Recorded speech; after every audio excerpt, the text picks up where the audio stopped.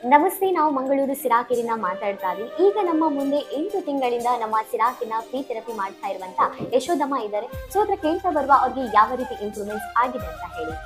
ನಮಸ್ತೆ ಅಮ್ಮ.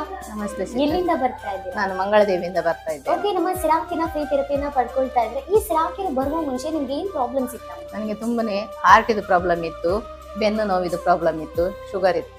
Okay okay ಅಮ್ಮ, ಇವಾಗ ಹಾರ್ಟ್ ಅಂತ ಪ್ರಾಬ್ಲಮ್ ಇದೆ, ಅದು ಏನಮ್ಮ ಹಾರ್ಟ್ ಪ್ರಾಬ್ಲಮ್? ಹಾರ್ಟ್ ಅಂದ್ರೆ ನನಗೆ ಇತ್ತೀಚೆಗೆ ಗೊತ್ತಾದದ್ದು 2 ವರ್ಷದಿಂದ. ಅದು ಹಾರ್ಟ್ ಪಂಪ್ ಕೂಡ ಕಡಿಮೆ ಆಗಿದೆ, ಒಂದು ನರ ಟೈಟ್ ಆಗಿ ಅದಕ್ಕೆ ರಕ್ತ ಸಂಚಾರ ಆಗದೆ ಪಂಪ್ ಕಡಿಮೆ ಆಗಿದೆ, ಮತ್ತೆ ಹಾರ್ಟ್ ಬೀಟ್ ಕೂಡ ಕಡಿಮೆ ಆಗ್ತಾ ಉಂಟಂತ ಹೇಳಿದ್ರು. ಅದಕ್ಕೆ ಸರ್ಜರಿ ಆಗ್ಲೇಬೇಕಂತ ಹೇಳಿದ್ರು. 3 ತಿಂಗಳಲ್ಲಿ, ಇಲ್ಲಿ ಬರುವ ಮೊದಲು 3 ತಿಂಗಳಲ್ಲಿ ಆಗ್ಲೇಬೇಕಂತ ಹೇಳಿದ್ರು. ಹಾಗೆ ನಾನು ಕಂಟಿನ್ಯೂ ಆಗಿ ಇಲ್ಲಿ ಬಂದ ನಂತರ ಅದನ್ನ ಸರ್ಜರಿನ ಡಾಕ್ಟರ್ ಮುಂದಕ್ಕೆ ಹಾಕ್ತಾ ಇದ್ದಾರೆ. ತುಂಬಾನೇ ಸುಸ್ತು ಸಾಕ್ತಿತ್ತು, ಸುಸ್ತು ಕಡಿಮೆ ಆಗಿದೆ. ಇವಾಗ ಹಾರ್ಟ್ ಪ್ರಾಬ್ಲಮ್ ಸ್ವಲ್ಪ ಬ್ರೀದಿಂಗ್ ಎಲ್ಲ ಚೆನ್ನಾಗಿ ಮಾಡ್ತಾ ಇದ್ದೀರಾ? ಓಕೆ, ಇವಾಗ ಹಾರ್ಟ್ ಇದು ಸರ್ಜರಿ ಬಂದ್ಬಿಟ್ಟು ಇವಾಗ ಈ ಒಂದು ಥೆರಪಿ ಪಡ್ಕೊಂಡ ನಂತರ ಈಗ ಡಾಕ್ಟರ್ ಬಂದ್ಬಿಟ್ಟು ಮುಂದಕ್ಕೆ ಹಾಕ್ತಾ ಇದ್ದಾರೆ ಅಲ್ವಾ? ಓಕೆ, ಇವಾಗ ಬೆನ್ನು ನೋವು ಅನ್ನುವಂಥದ್ದು ಹೇಗಿದೆ ಅಮ್ಮ? ಬೆನ್ನು ನೋವು ಕಂಪ್ಲೀಟ್ ಆಗಿ ಈಗ ಸದ್ಯಕ್ಕೆ ಇಲ್ಲ, ಕಂಪ್ಲೀಟ್ ಗುಣ ಆಗಿದೆ, ಕಂಪ್ಲೀಟ್ಲಿ ಗುಣ ಆಗಿದೆ. ಎಲ್ಲ ಕೆಲಸಗಳನ್ನ ಮಾಡ್ತಾ ಇದ್ದೇನೆ. ಓಕೆ ಅಮ್ಮ, ಈ ಒಂದು ಬೆನ್ನು ನೋವಿನ ಪ್ರಾಬ್ಲಮ್ ಅಂದ್ರೆ ಎಷ್ಟು ಟೈಮ್ ಇಂದ ಫೇಸ್ ಮಾಡ್ತಾ ಇದ್ದೀರಾ? ನನಗೆ ಬೆನ್ನು ನೋವು ಅಂದ್ರೆ ಡಿಸ್ಕ್ ಪ್ರಾಬ್ಲಮ್ ಆಗಿ 5 ವರ್ಷ ಆಗಿತ್ತು. ಅದಕ್ಕೆ ತುಂಬಾ ಮದ್ದು ಮಾಡಿ ಆಯುರ್ವೇದಿಕ್ ಅಡ್ಮಿಟ್ ಕೂಡ ಆಗಿದೆ. ಹಾಗೆ ನಾನು ಆಗ ಕಾರ್ಕಳದಲ್ಲಿ ಇದ್ದೆ.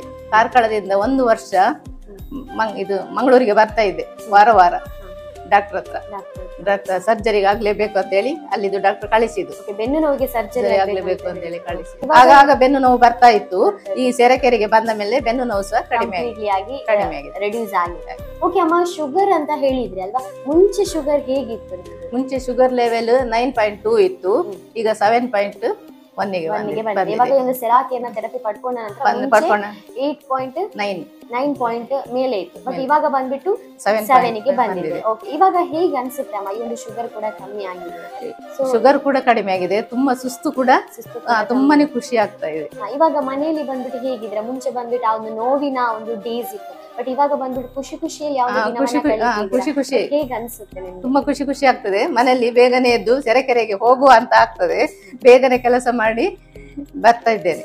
ಓಕೆ ಅಮ್ಮ, ಇವಾಗ ನೀವು ಹೇಳಿದ್ರಿ ಬೆನ್ನು ನೋವಿಗೆ ಅಷ್ಟೊಂದು ಸರ್ಜರಿ ಮಾಡ್ಬೇಕಂತ ಹೇಳಿದ್ರೆ, ಅಲ್ಲಿಂದ ಅಷ್ಟೊಂದು ದೂರ ಖರ್ಚು ಮಾಡಿ ಹಾಸ್ಪಿಟಲ್ಗೆ ಮದ್ದು ಹಾಕಿ ಅಥವಾ ಈ ಒಂದು ಸರ್ಜರಿ ಮಾಡುವ ಡಾಕ್ಟರ್ ಸರ್ಜರಿ ಕೂಡ ಹಾರ್ಟಿಗೆ ಮಾಡ್ಬೇಕಂತ ಹೇಳಿದ್ರೆ, ಇವಾಗ ನಿಮ್ಗೆ ಹೇಗೆ ಅನ್ಸುತ್ತೆ? ಈಗ ಒಂದು ಹಾಸ್ಪಿಟಲ್ ಲೈಫಿಗೂ ಈ ಒಂದು ಸೆರಾಕಿರ್ ಲೈಫಿಗೆ ಏನ್ ಹೇಳಕ್ ಇಷ್ಟಪಡ್ತೀರಮ್ಮ? ಇದು ಸೆರೆಕೆರ್ ಲೈಫ್ ತುಂಬಾನೇ ಇಷ್ಟ ಆಗ್ತಾ ಉಂಟು. ಅಂದ್ರೆ ಟ್ರೀಟ್ಮೆಂಟ್ ಇಲ್ಲದೇನೆ ಗುಣ ಆಗ್ತಾ ಉಂಟು ಅಂತೇಳಿ ಖುಷಿ ಆಗ್ತಾ ಉಂಟು. ಓಕೆ ಅಮ್ಮ, ಈ ಒಂದು ಸೆರಾಕಿರ್ನ ಜೇಡ್ ಥೆರಪಿ ಹಾಗೇನೆ ವೈಬ್ರೇಟರ್ ಹಾಗೇನೆ ನಿಮ್ಮ ಫೋಟೋನ್ ಥೆರಪಿ ನೀವು ಮನೆಯಲ್ಲಿ ಯೂಸ್ ಮಾಡ್ತಾ ಇದ್ರೆ ನಿಮ್ಗೆ ಹೇಗೆ ಅನ್ಸುತ್ತೆ? ತುಂಬಾನೇ ಒಳ್ಳೇದಾಗ್ತಾ ಇದೆ. ನನ್ನ ಮಗ ಕೂಡ ವರ್ಕ್ ಫ್ರಮ್ ಹೋಮ್ ಕೆಲಸ ಮಾಡ್ತಾ ಇದ್ದಾನೆ. ಅವನು ಕೂಡ ಸೊಂಟ ನೋವಿಗೆ ಫೋಟೋನ್ ಬೆಲ್ಟ್ ಆಗಾಗ ಇಟ್ಕೊಳ್ತಾ ಇದ್ದಾನೆ. ಅವನಿಗೆ ನಿನ್ನೆ ಕೂಡ ಇಟ್ಟುಕೊಂಡ, ತುಂಬಾ ಖುಷಿ ಆಗ್ತಾ ಇದೆ ಅವನಿಗೆ. ಯಾಕಂತ ಹೇಳಿದ್ರೆ ಅವನಿಗೆ ಹೌದು ಕೂತು ಕೆಲಸ ಮಾಡ್ತಾ ಇದ್ದೇನೆ. ಹೌದು, ವೈಬ್ರೇಟರ್ ಮಗಳು ತಕೊಂಡದು, ಅವಳಿಗೆ ವಾಕ್ ಮಾಡ್ಲಿಕ್ಕೆ ತುಂಬಾ ಕಷ್ಟ ಆಗ್ತದೆ, ಟೈಮ್ ಇರುವುದಿಲ್ಲ ಅಂತ ಹೇಳಿ ಅದ್ರಲ್ಲಿ ಡೈಲಿ ಮಾಡ್ತಾ ಇದ್ದಾಳೆ.